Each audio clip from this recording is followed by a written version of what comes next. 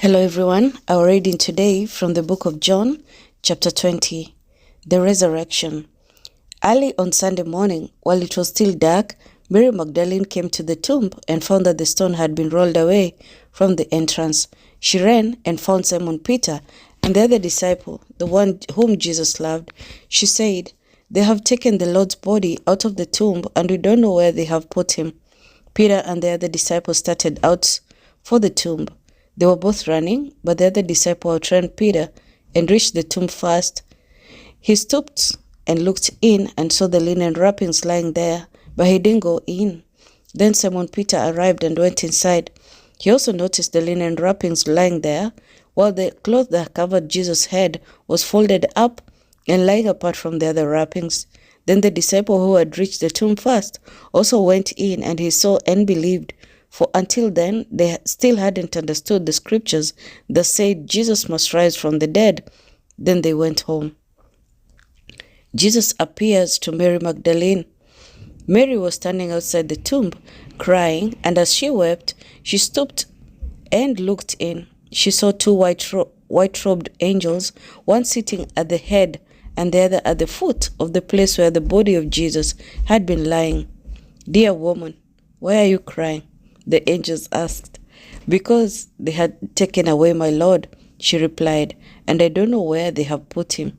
She turned to leave and saw someone standing there. It was Jesus, but she didn't recognize him. "Dear woman, why are you crying?" Jesus asked. What are you looking for?" She thought he was the gardener. "Sir," she said, "if you have taken him away, tell me where you have put him, and I will go and get him." "Mary," Jesus said. She turned to him and cried out, "Rabboni," which is Hebrew for teacher. "Don't cling to me," Jesus said, "for I haven't yet ascended to the Father, but go and find my brothers and tell them, I am ascending to my Father and your Father, to my God and your God." Mary Magdalene found the disciples and told them, "I have seen the Lord." Then she gave them his message. Jesus appears to his disciples. That Sunday evening, the disciples were meeting behind locked doors because they were afraid of the Jewish leaders. Suddenly, Jesus was standing there among them. "Peace be with you," he said. As he spoke, he showed them the wounds in his hands and his side. They were filled with joy when they saw the Lord. Again he said, "Peace be with you. As the Father has sent me, so I am sending you." Then he breathed on them and said, "Receive the Holy Spirit. If you forgive anyone's sin, they are forgiven. If you do not forgive, they are not forgiven." Jesus appears to Thomas. One of the 12 disciples, Thomas, nicknamed the twin, was not with the others when Jesus came. They told him, "We have seen the Lord." But he replied, "I won't believe it unless I see the nail wounds in his hands, put my fingers into them, and place my hand into the wound in his side." 8 days later, the disciples were together again, and this time Thomas was with them. The doors were locked, but suddenly, as before, Jesus was standing among them. "Peace be with you," he said. Then he said to Thomas, "Put your finger here and look at my hands.